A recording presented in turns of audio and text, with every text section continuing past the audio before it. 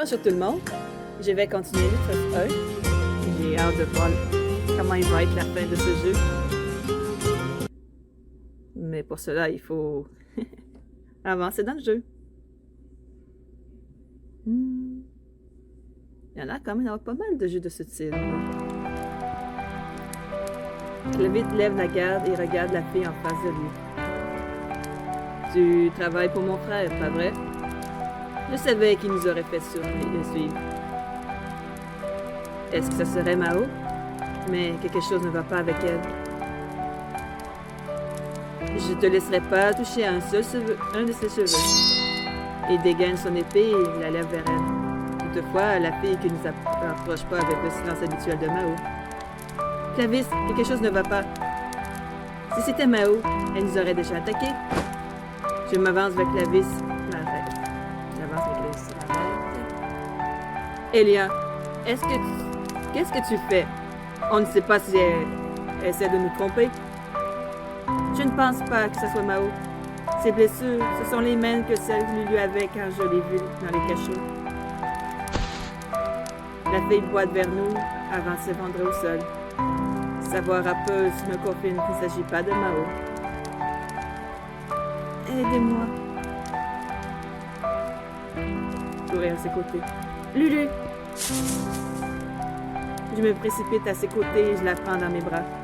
Son souffle est haché et elle me touche faiblement la main. Lulu, accroche-toi. On trouvera le moyen de t'aider. Je repousse les mèches rebelles de son visage couvert de sueur. Clovis inspecte son cou et étudie attentivement. Elle pourrait bien être empoisonnée. À notre grande surprise, il ouvre grand les yeux et me regarde droit dans les yeux. Elia doit venir avec moi. Elle essaie de sortir un papier de sa poche, mais Inglis et tombe au sol. Clovis l'attrape avant qu'il ne touche le sol et l'ouvre. Qu'est-ce que ça dit? Si vous voulez sauver Lulu, faites ce que je dis.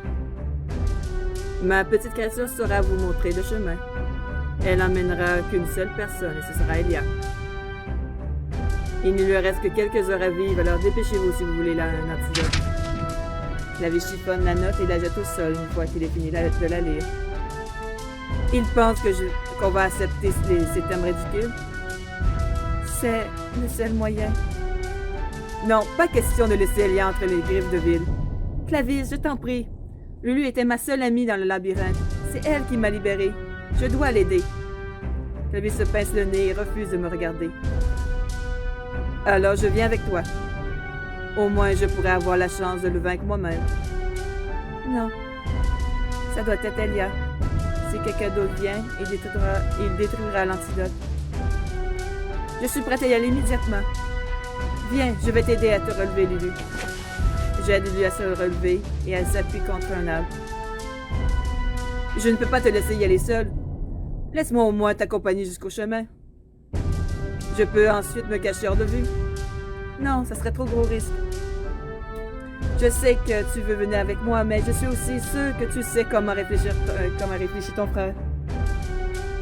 Il y aura des gardes pour s'assurer que nous sommes vraiment seuls. Et puis, il y a quelqu'un resté ici pour attendre que Xiao et Emile. C'est vrai qu'il doit y avoir quelqu'un pour attendre. Chris fait claquer sa langue.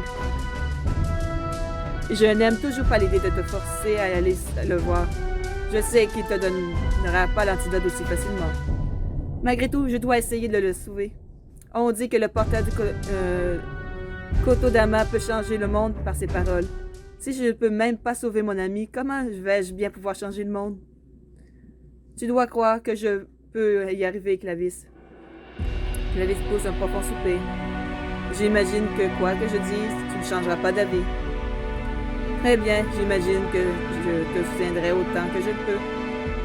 Qu'est-ce que je peux faire avant ton départ? Croire en moi. J'ai trop peur pour le faire seul. Toutefois, il ne s'inquiéterait que plus s'il savait. C'est quelque chose que toi seul peux faire. Si je ne peux pas faire ça pour ma meilleure amie, je ne pourrai pas protéger les autres au moment venu.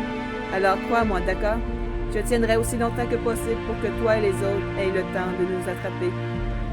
Très bien, je te ne garde pas plus longtemps. Tiens, prends ça. Il sort un petit pendentif et il la place dans ma main. Le pendentif. Mon instructeur me l'a donné quand j'ai terminé mon entraînement militaire. Il m'a donné du courage toutes ces années. Je ne peux qu'espérer qu'il en fera de même pour toi. J'apprécie Clavis, j'en prendrai grand soin. Entre-temps, essaie de ne rien faire de stupide. C'est promis. Très bien, Lulu, montre-moi le chemin. Lulu s'appuie contre moi pour marcher et désigne la route. Plus que je m'éloigne de Clavis, plus mon intervention nous, mais je continue. Il est là. Il a réquisitionné tout l'endroit pour lui et ses hommes. Je regarde la bâtisse luxueuse se dressant devant nous, tandis que mon anxiété me dévore. Très bien, allons-y. Au moment où nous rentrons, nous sommes escortés vers la chambre de ville où il est étalé sur le divan. Ah, te voilà. Tu prenais tellement de temps que je commençais à me dire que tu allais laisser ma puce mourir. Je t'en prie, donne-lui l'antidote à Lulu. Ville a l'air amusée pendant un moment avant d'éclater de rire en levant la fine fiole. Regarde-toi, à venir ici pour me donner des ordres. Je suis sûre que tu sais comment fonctionnent les négociations. Ce visage ne va pas t'aider à avoir l'antidote, ma chérie. Il lui reste encore assez de temps, discutons. Il sourit et désigne une chaise, mais je reste bien ancré. Très bien, comme tu voudras. Il s'assoit dans sa chaise et joue avec la fiole entre ses doigts. Il me provoque. Si j'essaie de lui ordonner de me le donner, on pourrait éviter toute confrontation. J'essaie de me concentrer, mais Will fait claquer sa langue, ce qui brise ma concentration. Oh, ne pense pas que j'ignore que tu essaies de le faire. Si j'ai la moindre doute que tu m'emploies tes pouvoirs, cette fiole va éclater sur le sol. Et en préparer une autre prendra des jours et ton amie sera déjà morte. Du coin de l'œil, je vois lui fermer les yeux désespérés. Elia, je t'en prie, tu n'as pas... Je secoue la tête et plisse les yeux vers Will. Qu'est-ce que tu veux que je fasse pour avoir l'antidote? Oh, je n'ai que deux simples requêtes. Elles sont très faciles et je suis sûre que tu pourras les suivre. D'abord, je veux que tu mettes ce cadeau que j'ai fait préparer pour toi. Oh, tiens.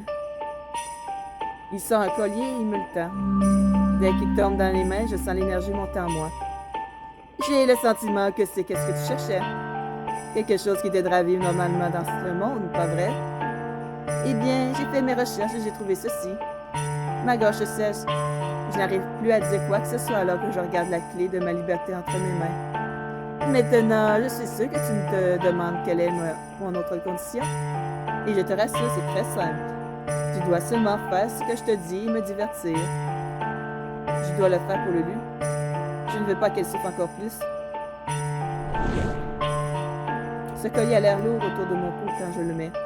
Il ressemble plus à des chaînes qu'à un outil qui m'aidera à contrôler mes pouvoirs. Oh, il te va ravir. Il attrape lui et la force à me regarder. Tu vois ça, ma chérie? C'est à ça que ressemble l'obéissance. Il jette lui sur le côté et il se concentre sur moi.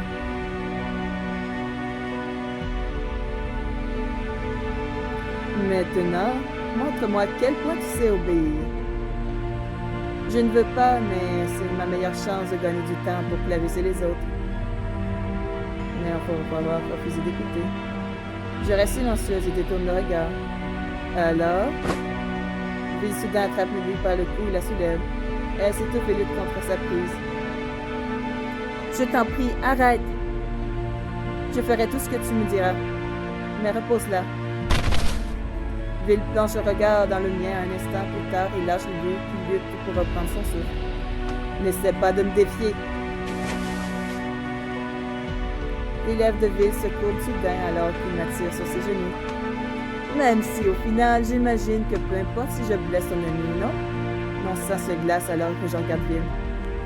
De quoi tu parles? Je n'ai essayé de jouer la comédie. Tu devras savoir qu'on ne peut pas me faire confiance, petite sotte. Il jette un antidote et je crois le voir le temps ralentir. Non! Je m'attends à voir le verre se briser, mais quelque chose fonce dans la pièce et arrache la fiole avant de toucher le sol. Émile? De l'autre côté de la pièce, Émile tient l'antidote, le sourire aux lèvres. On dirait qu'on est arrivé à temps. Il se précipite vers Lulu et l'aide à boire l'antidote. Elle tousse violemment après avoir bu, mais son souffle se calme.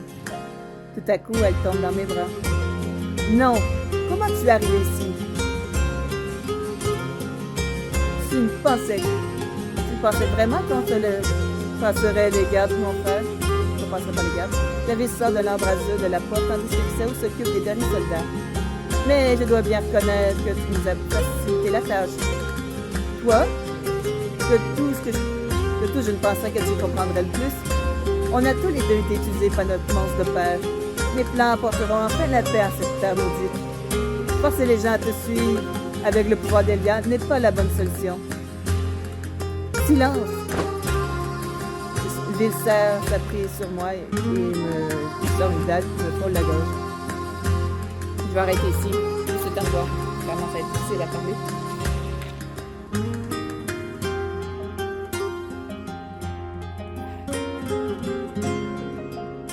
Et je me mélange dans les voix de garçon. Et c'est pas le cas. Bon. Je regarde mes compagnons avec peur. Elia, tu n'oseras pas. L'épée de Sao brille de plus belle tandis que le jeune seigneur s'avance. Laisse-la partir. Tandis que Vil met en arrière, j'avale et j'essaie de ne pas craquer. C'est ma chance, je compte ensemble toi, Elia. Si c'est vraiment la fin pour moi, je ne tomberai pas seul. Il lève la dague alors qu'elle tombe sur moi. Un mot se répète dans mon esprit. Arrête. La pointe de la dague s'arrête en quelques millimètres de ma gorge. Non. Pendant que son corps est figé sur place, je glisse de son étreinte et je recule en me plaçant devant Xéo Clavis. C'est assez. La douleur que tu nous as infligée à moi et à mes amis et à tant d'autres s'arrête ici. Je garde le regard sur Vil et je le force à lâcher la table et à se mettre à genoux. Clavis, je te laisse la suite. Quelle que soit la punition que Clavis compte infliger à Vil, je l'accepterai. Avec le regard dur, Clavis approche son frère. Mon frère, tu es sûr de ne pas vouloir changer ta façon de faire? Vil crache au pied de Clavis et regarde froid et meurtrier. Il n'y aura jamais de paix à moins que tu montes sur le trône. Clavis ferme les yeux et s'enfonce et soutient alors que la pièce se tait. Et enfin, il rouvre le bras et lève son épée. Je te promets que je te donnerai tort, mon frère. Adieu. Et avec un coup d'épée, Clavis envoie son frère au sol et du sang coule sur son corps flasque. C'était la seule solution dans un sens. C'est triste par contre. Bon, j'espère que ça finit pas comme ça. Ouais, ce serait bien d'avoir une petite partie qui montre que tout le monde est en paix. En tout cas, ça sera pour un prochain épisode. Passez tous une bonne journée ou une bonne soirée. À la prochaine. Bye bye! Ah, en fin de compte, on atteint la fin du chapitre. Bon, je vais me trouver une autre série alors.